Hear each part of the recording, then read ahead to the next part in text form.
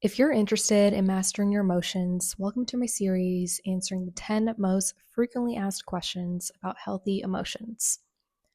Today, we're going to talk about question number 1.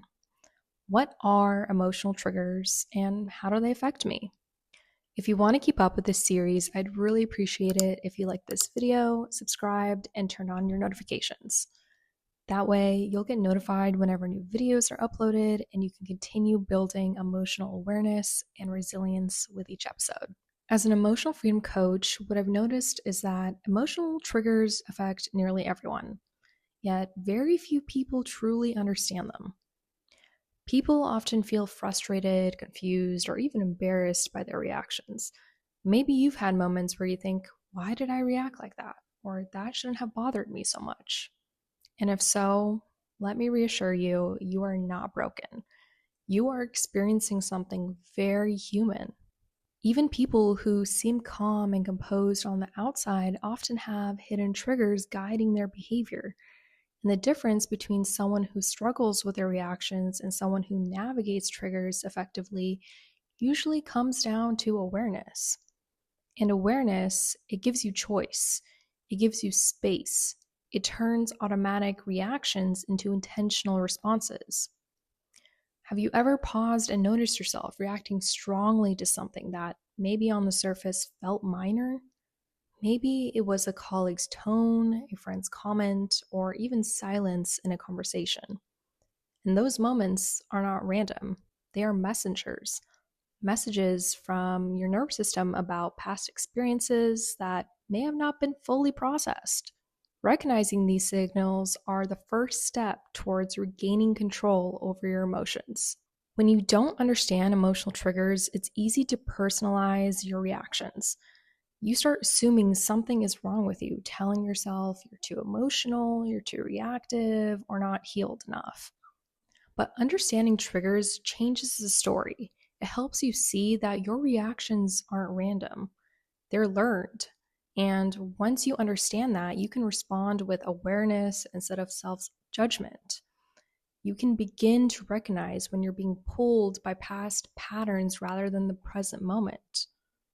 That awareness helps you stop making permanent conclusions based on temporary emotional states, and you start being able to name what's actually happening inside you, which makes it easier to communicate without getting defensive. And over time, this creates a sense of emotional safety, both within yourself and in your relationships. So, what are emotional triggers and how do they affect me? Well, an emotional trigger is something in the present moment that sparks a strong emotional reaction, which is tied to a past experience or a memory. And it's not the situation itself that causes the reaction, it's what your mind and body associate with it. These moments can be small, someone's tone of voice, a comment, or even a look. And yet they can trigger you as if you're reliving something from the past. Often your body reacts before your mind has a chance to catch up, which is why it can feel overwhelming or confusing. You might notice your heart racing, muscles tensing, or a sudden rush of thoughts that seem impossible to control. And when left unnoticed, these reactions can shape automatic patterns in how you respond to others or handle stress, sometimes in ways you didn't even realize. But learning to recognize them doesn't mean avoiding them. It means noticing them, accepting them, and choosing how to respond consciously. And over time, this awareness can change how you show up in your relationships, at work, and with yourself, creating a sense of emotional freedom you may not have had before. An exercise to notice and work with a trigger is the next time that you feel a strong emotional reaction, maybe let's say anger, fear, or sadness, you want to pause for a moment and take a slow, deep breath and notice where in your body you feel the heaviness, maybe in your chest, in your jaw, your stomach, or somewhere else.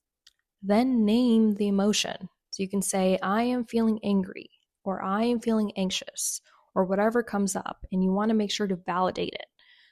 Validate it by saying, it makes sense I feel this way, given what I experienced.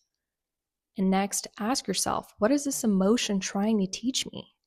You might discover that it's pointing out a boundary that's been crossed, a fear that needs attention, or a belief that isn't serving you anymore.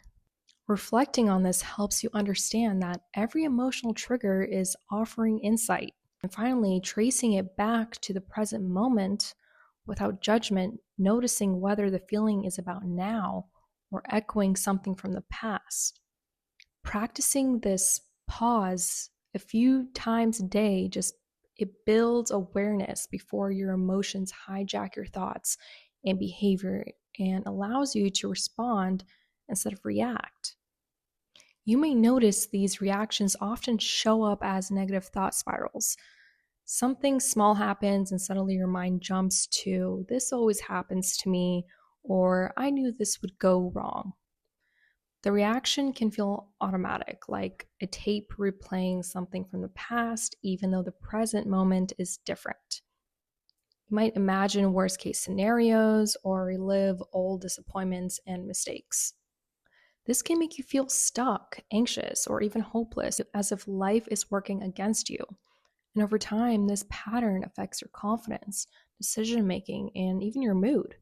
Becoming aware of these spirals allows you to interrupt them gently, questioning your assumptions, and return to what's actually happening right now, which gradually changes your relationship with yourself. These reactions can also cloud judgment and decision making. When emotions are running high, it becomes harder to see options clearly, weigh risks logically, or respond calmly. You might overreact, freeze, or say yes when you really mean no. Not because you're incapable, but because your brain is prioritizing safety over clarity. Small decisions can feel overwhelming or exhausting, leaving you frustrated with yourself. And over time, these shifts can affect goals, works, and performance and relationships, making it harder to feel confidence in your choices. But by learning to pause and identify the emotions that are driving your decisions, you can separate past influences from present reality and act with clarity. Sometimes reactions show up physically or behaviorally in ways that feel out of proportion. You might lash out, shut down, withdraw, people please, or over explain. Often the intensity doesn't match the moment because your body is responding to familiar patterns stored from past experiences. And these reactions can surprise you, creating guilt, shame, or regret afterwards. And over time, they can create tension with people that you care about and reinforce old patterns. But by noticing these physical signs and the underlying emotions, you can break the cycle and respond in ways that feel aligned with your intentions. These emotional reactions also shape how you perceive situations and others. Moments that are neutral in reality can feel threatening or negative, and intentions can seem worse than they actually are. Your mind may connect unrelated events because they echo previous experiences, which can subtly affect self esteem and trust in others. Awareness, though, allows you to recognize when your perception is being colored by past experiences and see the present moment more clearly. You may notice that it also affects your energy and focus. So, even after the initial reaction passes, tension, fatigue, or distractions can linger, making it even harder to concentrate on tasks or enjoy the moment. And your nervous system stays on alert, keeping your body in a state of low level stress. This can impact productivity, creativity, and even physical health if reactions are frequent. You can even find yourself procrastinating, feeling unmotivated, or easily irritated after small things. Sometimes your mind can even replay the situation repeatedly, draining mental bandwidth. Even routine decisions may feel heavier because your attention is partly being hijacked by the emotion. And when you start noticing how your emotions show up in your body, you can incorporate simple exercises like journaling to gain clarity and a deeper understanding of your triggers.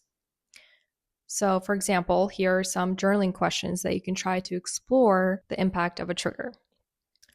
How did this trigger affect my thoughts in the moment? How did it affect my body, tension, energy, or mood? Did it influence how I reacted or interacted with others? Did it make decision making or thinking clearly harder? Looking back, how did my perception of the situation get shaped by this trigger? Taking the time to reflect like this doesn't just calm your nervous system. It gives you a clearer perspective and a sense of control so you can move forward with confidence instead of getting stuck in the moment. You may also notice that the way that you respond emotionally can influence your presence in relationships and even social situations. You may withdraw, avoid conflict, or overcompensate to keep the peace or overreact in ways that just create tension. You may begin noticing patterns in other behaviors too, realizing that some conflicts are not personal, but are reactions to past experiences.